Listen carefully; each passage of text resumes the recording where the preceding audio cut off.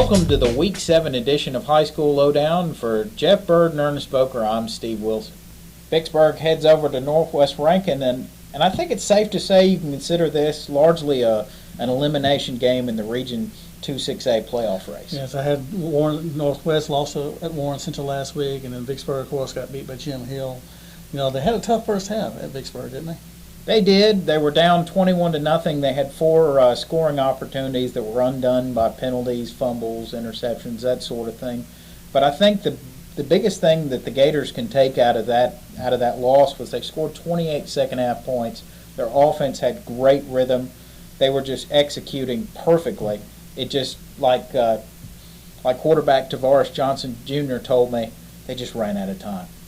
I saw where Terrell Smith had 128 yards rushing, so that's one of the best rushing games they've had all season. He was running with authority, and once he turned that corner, you know him from watching him at the state track meets. It's goodbye, sweetheart. What do they need to do on their defense, you think? I thought defensively the biggest problem was it's something that they faced all year. They had trouble against the run. Porter Chapel will be hosting Ben's Ford in a district game that was postponed by a tropical storm, Isaac's wrath. They were supposed to play back in, September, or first week of September, last week of August, whenever that storm rolled through, and went through a lot of stuff to reschedule this. Had to shuffle up some games, move another one. PCA canceled one with Tri-County this week. A lot of moving parts here to get this game in the schedule. One thing for the Eagles that's going to be tough for them, they're still without two of their leaders on offense and defense. Jonah Masterson, their quarterback, he's out indefinitely. They're going to get an update on that. I talked to Wade Patrick about that yesterday. And Rich Murphy, another knee injury, middle linebacker, very important. Yeah, two of their best players, two key guys. They're making do with Zach Morgan. He's getting better every week, but sophomore thrown into the fire like that is really kind of a tall task, especially with some of the teams they've played the last 3 or 4 weeks. It's one of the greatest cliches in sports, the classic trap game. You have the big victory over Northwest Rankin for Warren Central. Now this week they're traveling up to Greenville Weston. Do you agree? Trap game? Could be. Like I said, the interesting thing about this shows my age is Greenville's coached by Eddie Maxson. I covered him just like I covered Tavares Johnson when they played high school. And I think Eddie will have his team prepared for Warren Central. The good thing about the game last week was Dearius Christmas had 2 big first-half turnovers. He picked off a pass, stopped a drive inside the 5-yard line, had a fumble right before half, and that was big. They kept Northwest off the board. Second half, Warren Central rolled behind their offense.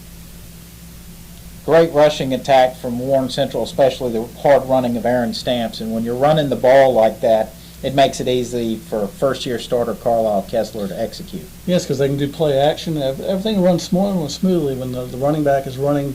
They did a good job in their overloads, and they would cut back off of it. Stamps had 106 yards rushing, had a long touchdown pass for Greg King. Obviously a great overall effort for him. It's a game that St. Aloysius looks forward to all the days of the year. They're hosting Cathedral this week, and it's their biggest rival for sure. All right, for these two schools, it's Alabama, Auburn, Mississippi, Ole Miss, Mississippi State, Warren Central, Vicksburg, all wrapped up into one for these two guys. You know, no love lost. And after last week's game, even I asked Elliot Bexley, St. Al linebacker, about going into practice this week off of their win against Hartfield. And Coach Smithart, B.J. Smithart, kind of jokes like, "Who are we playing next week?" kind of a little joke between them. So it's a huge game for these guys. Well, when I first got here in 2008, assistant coach Jimmy Salmon said to me, "I don't like anything that wears green," and that pretty much wraps up the attitude that the St. Al folks have towards Cathedral. And of course, we have to stress that all this is just in fun. You know, they kind of joke that they'll get in trouble a little bit. So we got to make that point. It's a great rivalry, but it's all just a lot of fun for these guys too.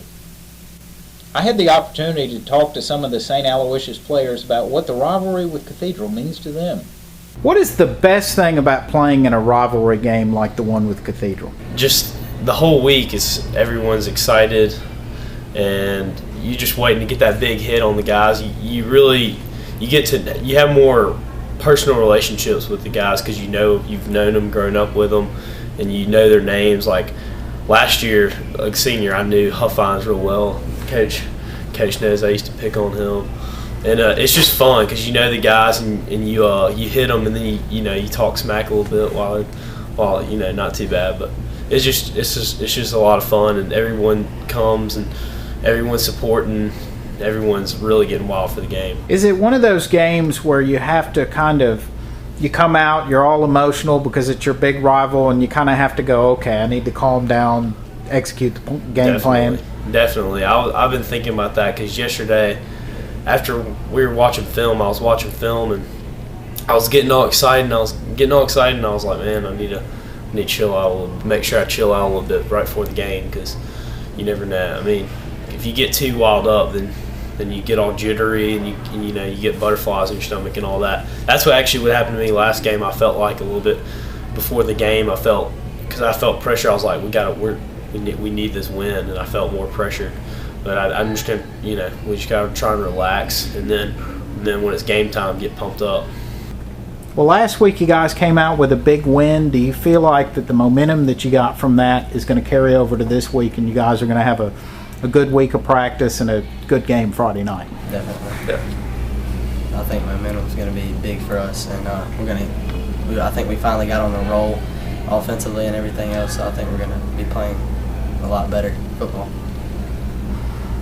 Well, obviously, I'm sure Drake wants to know this, but how many more targets is he going to get from you at quarterback this game, considering as big a target as he is? As many as I can get him, for sure.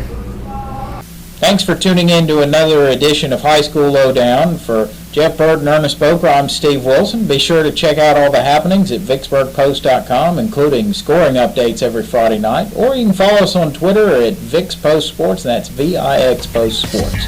Thanks, and have a great day.